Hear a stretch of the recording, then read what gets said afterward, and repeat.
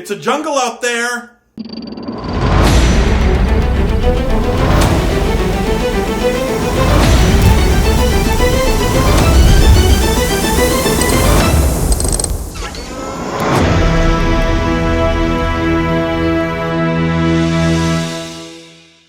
Welcome to another episode of the GameSmith, and in this episode we're going to be building jungle terrain in 2 parts.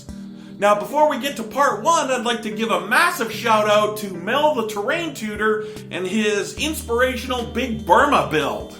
After you're done watching this video, go and check it out. To start our jungle scatter terrain, we'll be using these natural wood planks I found at the dollar store. I chose wood as a base because of all the glue we're going to be using, and I don't want to worry about warping the bases. We also have these smaller wood circles that we're going to use as well. I found a wide variety of plastic trees online that are perfect for jungle terrain. They come in many sizes and will allow us to create various types of jungle scatter. Some, if not all, will need to have the mold lines removed. The plastic fronds are also really shiny, so we'll have to deal with that too. Here's another variety of jungle tree. You can see here that the mold lines on the plastic will definitely need to be removed.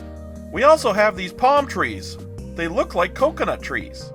As you can see, there are several sizes, and I have a lot of them. I think I might be spending a lot of time preparing these plastic trees, so I'll need to develop an assembly line system in order to speed things along. We need to start removing these mold lines, which are quite abundant in these cheap plastic trees. So we start the build by removing the palm fronds. My original plan was to use a hobby knife to remove all the flashing from the trees. However, Mel the Terrain Tutor in his Big Burma build demonstrates how using a candle flame to remove the mold lines will actually be much quicker. Make sure you don't have any pets or small children or clumsy friends around while you do this. You need to carefully move the plastic tree back and forth over the flame. Don't worry about the carbon on the plastic too much, we're going to be painting over the trees anyway. You may find that you have to repeat the process a few times in order to get satisfactory results. We're also going to repeat this process for all our other palm trees. Make sure you don't melt the surface texture of the bark off. We only want to remove the mold lines as best we can. On these skinny palm trees, I want to use the heat from the flame in order to help me bend the tree into different shapes. I saw a lot of pictures and video footage of palm trees bent out over beaches, and I want to duplicate that appearance.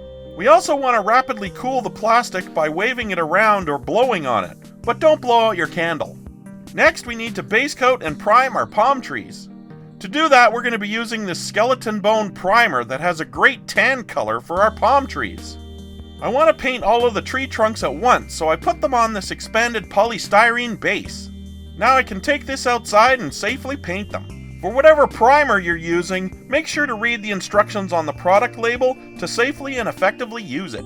Please check out the link in the top right corner for our video on primers and base coats. Here is the leather brown primer that we also used on this build. We primed these tree trunks, which for the life of me I could not identify, so if you know what they are, please let me know in the comment section down below. It only took a few passes of the leather brown spray primer in order to ready these tree trunks.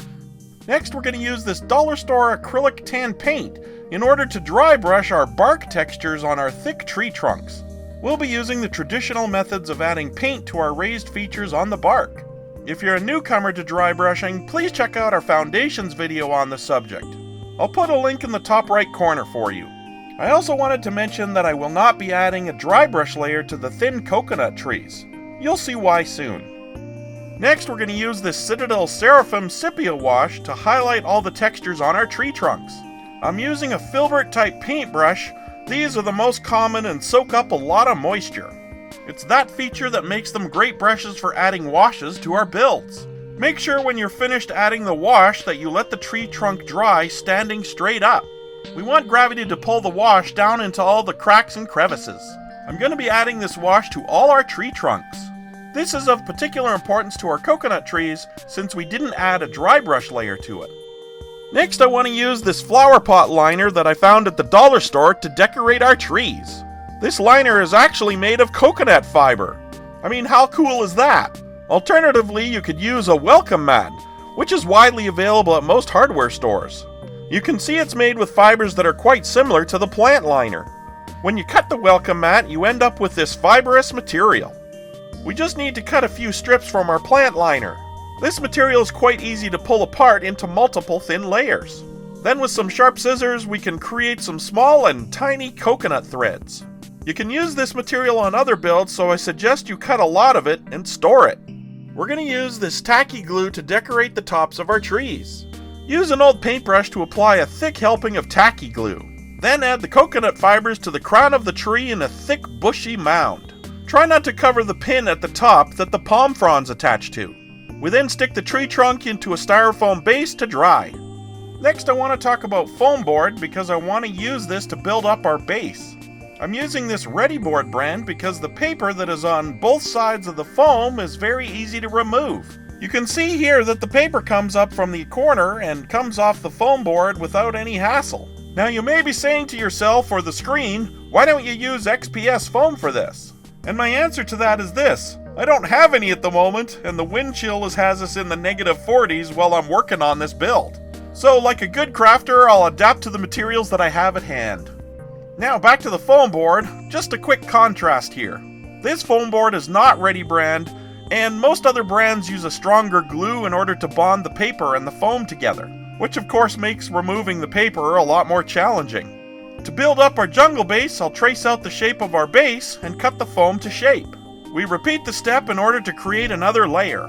The sides don't have to match exactly since the second layer will actually be smaller. We then use a sharp craft knife to cut the foam at a steep angle.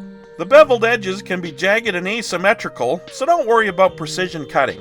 We then cut the second layer to size and bevel the edges. And we can even add a third layer on top of our foam board mound. I'm going to repeat this process for all the bases I want to build up. Next, I'm going to be using this tacky glue to bond our foam board layers together. I really like this glue because it doesn't have a lot of water in it. It's really thick and it dries very quickly. When adding the glue, make sure it goes over the edges of your foam. We don't want any of the edges to lift up as the glue dries. To make sure our layers stick together while drying, we're going to add some rubber bands to our build. We can use them at different points on the clock or compass in order to make sure the layers are secure. I'll zoom in here so you can see the rubber bands conform to the mound and will hold the shape. Now that the glue is dried on our bases, we can remove the rubber bands. Next, we can use an emery board and some sandpaper, both from the dollar store, and smooth out the surface on our foam mound. Now, because we're going to be covering this base, we really don't need the edges to be completely smooth. I'm just looking to create a mound-like surface that I can build up with jungle trees and plants. Now we're going to need to mix some Mod Podge and burnt umber acrylic paint. Mix these in about 70-30 proportions and stir them quite thoroughly. This is the color of light chocolate, but it won't matter since the majority of our base will be covered. I'm going to label the container so I remember what components are in it. Next, we paint all our bases with our burnt umber and Mod Podge mixture. Now, because our base material is mostly white, it'll actually brighten up the brown. As a result, you may want to add a second coat once the first is dry. Now all we need to do is wait for all our parts to dry. In part 2 of the jungle scatter terrain build, we're going to be adding all of our trees and our decorative plants. And until you can see part 2, please check out these videos and our website at thegamesmith.org because we have a blog there that is directly related to this video. Go and check it out. And while you're on the website, check out our t-shirts, our dice bags, our coffee mugs, and our stickers that are all GameSmith related. And if you're feeling in a social media mood, check us out on Facebook, Pinterest, and Instagram. Until next time, I'll see you at the table.